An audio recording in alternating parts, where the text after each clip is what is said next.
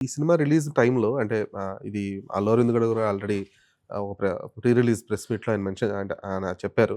అంటే ఎవరైతే key member ఉన్నారో అంటే ఇప్పుడు మీరు చూపించిన జాలర్లు అందరూ బయటికి 22 మంది జాలర్లు హ్మ్. బయటికి రావడానికి ఎవరైతే కీ మెంబర్ ఉన్నారో అతని గురించి సినిమాలో గాని ఎక్కడా కూడా అసలు మెన్షన్ చేయలేదు అని చెప్పేసి అతను కంప్లెయింట్ చేయడం. దాని కంప్లెయింట్ ఇన్ ద సెన్స్ అదే అతను ఇష్యూ రైజ్ చేయడం.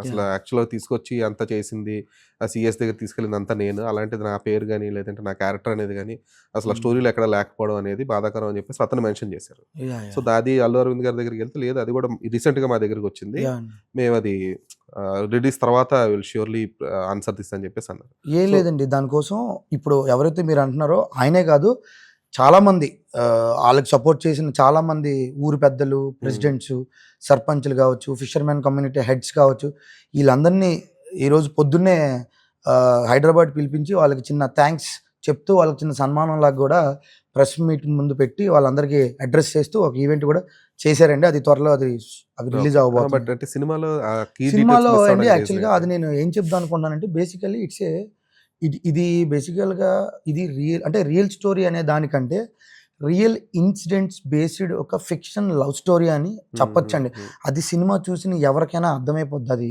స్పూన్ ఫీడింగ్ ఇవ్వాల్సిన పని లేదు.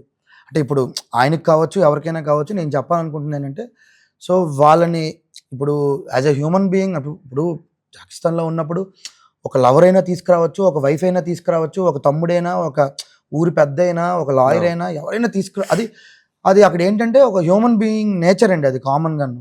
సో, బట్ నేనిక్కడ ఏం చేశానంటే, నా ఫిక్షన్ లవ్ స్టోరీకి హెల్ప్ అయ్యే అంశాలు, ఈవెంట్స్‌ని మాత్రమే నేను తీసుకొని దీంట్లో జత చేయడం జరిగింది తప్ప, సో, అంటే ఎక్స్‌క్లూజివ్‌గా ఉన్నదున్నట్టుగా లేదంటే ఎవరు హెల్ప్ చేశారో అవన్నీ డీటెయిలింగ్‌గా అండర్‌లైన్డ్‌గా రాసుకొని వాళ్ళని అడ్రెస్ చేద్దామని అనుకోలేదు. అండ్ దీన్ని జస్ట్ ఒక లవ్ స్టోరీలాగా చూస్తేనే బావుంటది. అలా చూస్తేనే కరెక్టు అనేది నా ఫీలింగ్ అండి. ఓకే. అండ్ ఇంకొకటి రైజ్ అయిందేంటంటే అంటే కొంచెం పొలిటికల్ చేశారు దాన్ని ఆ స్పెసిఫిక్ థింగ్‌ని. అంటే జగన్ గురించి కానీ, లేదంటే వీటిలన్నిట్లి గురించి అసలెక్కడా కూడా ప్రస్తావించలేదు. ఎందుకంటే one of the key person to fight అని చెప్పేసి వాళ్ళెక్కువ అంటే తండేలు యాక్చువల్ వాళ్ళు బయటికి రావడానికి రీజన్ అంటే ఇది అంటే ఇది ఇంటర్నేషనల్ అఫైరా, నేషనల్ అఫైరా అనేది పక్కన పెట్టేస్తే, బట్ దాన్ని ఎక్కడా కూడా చూపించలేదు అని చెప్పేసి అది కూడా ఒక ప్రెజెంట్ సోషల్ మీడియాలో ట్రెండ్ అవుతుంది.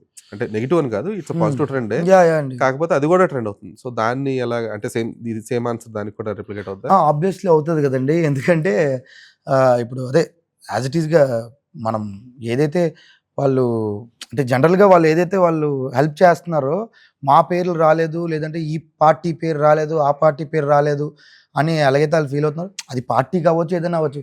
ఆ పార్టీ పీపుల్ గూడా చూడాల్సిందేంటంటే ఇదొక లవ్ స్టోరీ కిందే చూడాలి. హ్మ్. హ్మ్. సో, ఇందులో మోరోవర్ ఆమె పెయిను, ఆయన పెయిను అనేలాగే చూస్తే బెటర్ అనేది నా ఫీలింగ్ అండి. ఓకే.